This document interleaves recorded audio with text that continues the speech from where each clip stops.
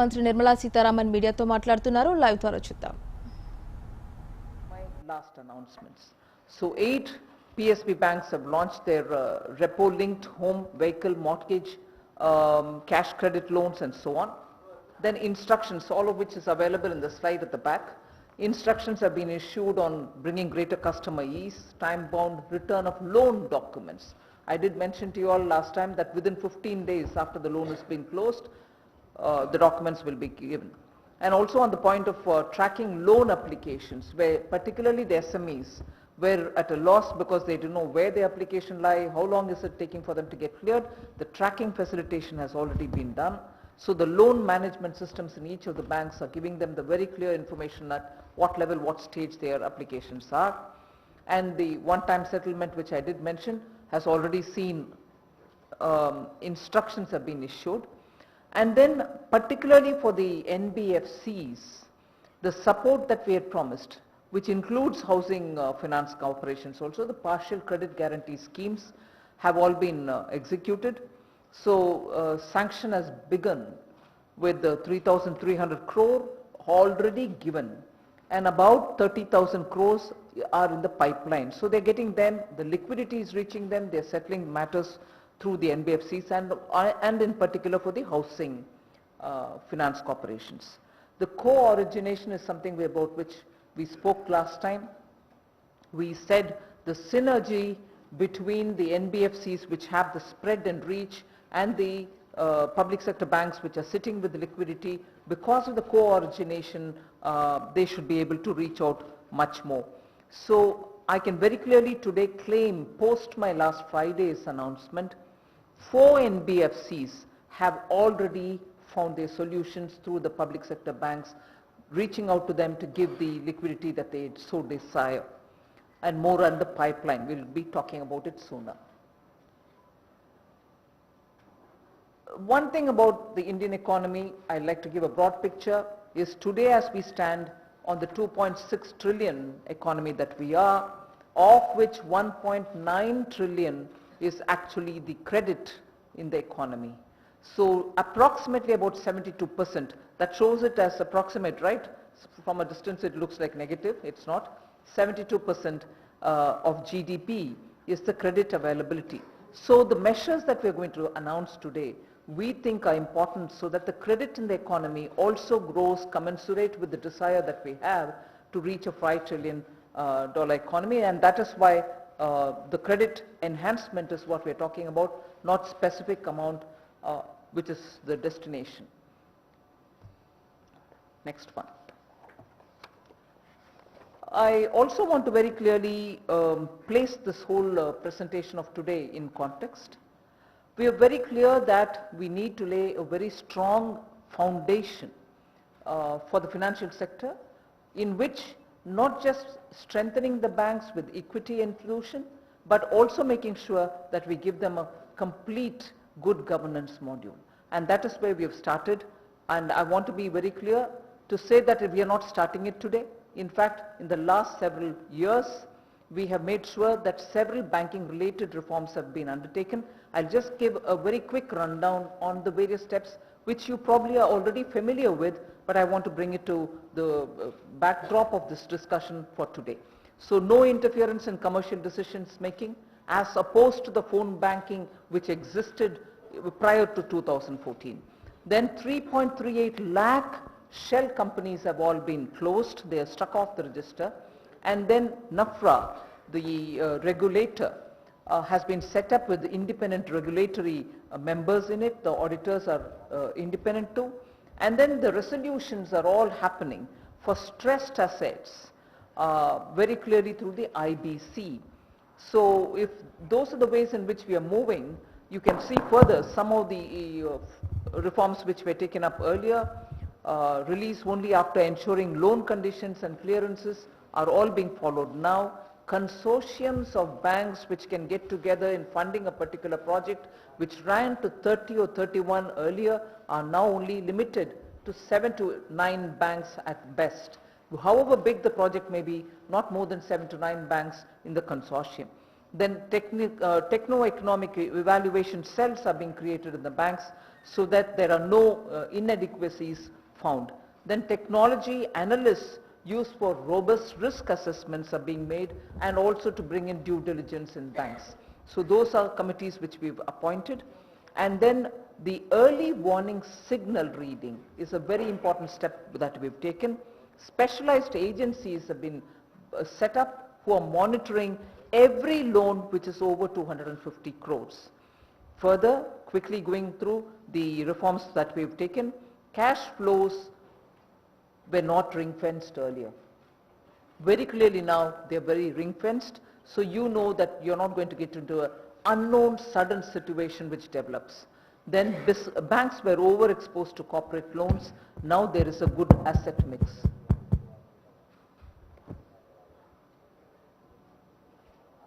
Sorry, is there some reminder being given anyway? Sanctioning and monitoring of big loans strictly separated so that there are no confusion between the authorities. And then quality of tier 1 capital also has been enhanced. Very importantly, stressed asset verticals are already created, as opposed to the inadequate slippage prevention mechanism, which really let us down in the previous years. Going over quickly again, Fugitive Economic Offenders Act has been passed, as a result of which many of those fugitives and their assets have been, at least their assets have been confiscated, and having confiscated their assets, we are after them wherever they are to get them back into this country to face the law of the land. Then PSP loans, which is within 59 minutes, you're very aware, now we are bringing in a lot more energy into that, so most of the loans sooner will be going through in principle approval in this manner and then getting followed up further. Then foreign branches are rationalized. Adherence to risk-based pricing is also happening as opposed to the ad hoc pricing system, pricing mechanism which existed earlier. Then retail and MSME LMS are also implemented. LMS meaning loan management systems are implemented. Quickly again, to avoid further Nirav Modi kind of situation, SWIFT messages are linked to the CBS, the core banking system. IT-based centralized processing centers and verticals are also started. Then MSME bills discounting because of being on threads is introduced. Even the last Friday I gave one more step further on that, linking that with the GSTN also, so that nowhere will bill discounting for the MSMEs will become a problem. So with all these linkages, they should be able to discount it with greater sense of ease. Then selection at arm's length through bank board bureau. So no selections are going to be politically interfered with, it will happen professionally. Then the MDs of banks selection from market for large PSPs and wider pool of other PSPs. So you're not limiting the choice of who can be running the bank as a managing director. From a limited pool of people, you're opening it up for the market. Whoever wishes to come to that position will now be able to give their services because they have the domain expertise. The non-executive chairman is being introduced. Earlier, only the State Bank of India had it. Now all banks shall have it. So from all this, what is the gain that we've seen, and what is it that we can put on record? We just want to show that loan recovery record levels have been reached. If in financial year 18, 77,000 odd amount was collected, 77,000 crores, now it's crossed 1,21,000 crores. That's about record recovery levels. Then the gross NPAs, I want particular attention to be drawn of the media for this. Gross NPAs have come down. So in December 2018, if you had 8.65 lakh crores, now the asset quality has improved, NPAs have come down, and the level at which they are today is only 7.90 lakh crores. The next is the provisional coverage ratio.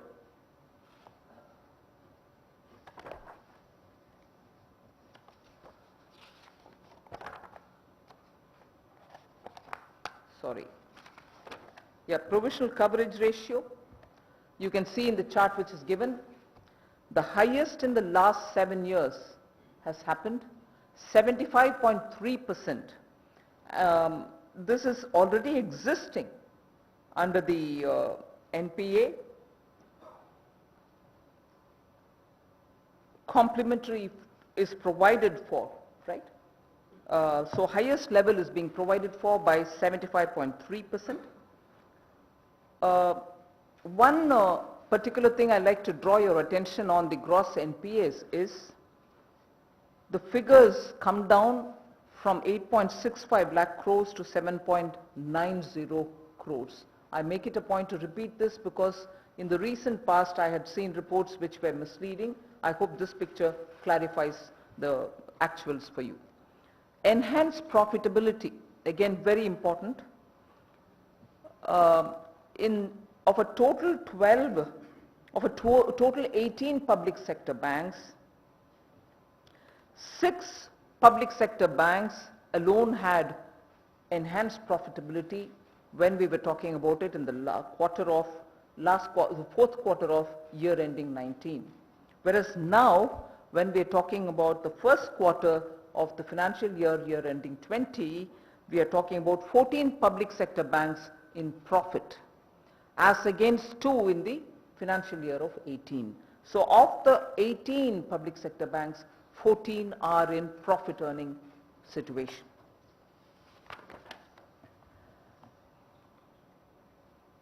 I also want to report on what has happened and what has developed post the consolidation of Bank of Baroda, Vijaya Bank and Dena Bank together. So what's the impact of that? What have we gained out of it? I just want to put that before you.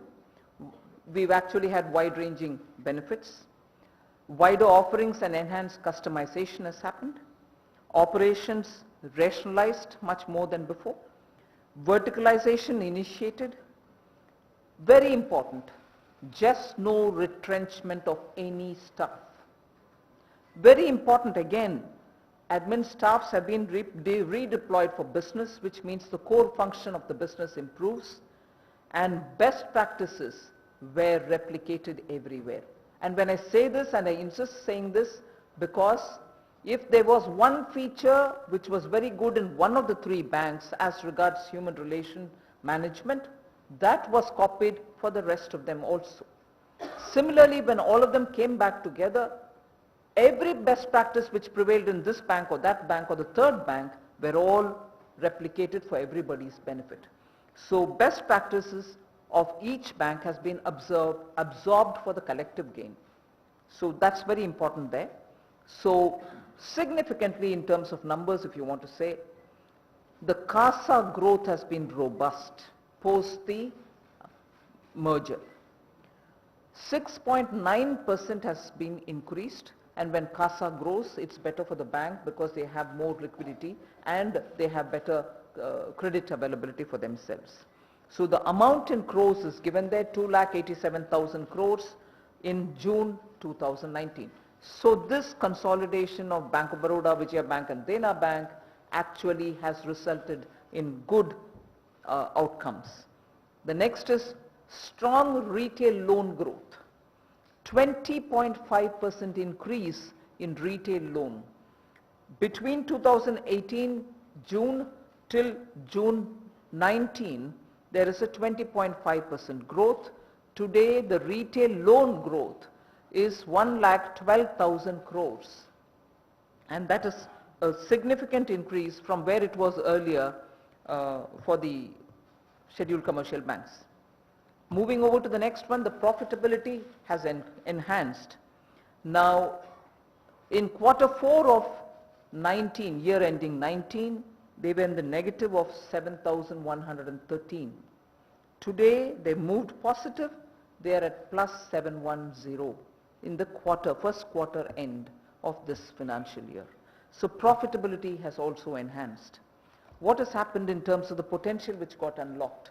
As a result of the merger, there's a very clear indication that they're poised for rapid growth and they can raise greater things in the market, and high profit trajectory can be seen whether it is loan growth, whether it is CASA growth, or whether it is in the profitability. End of the day, what is the market thinking about it.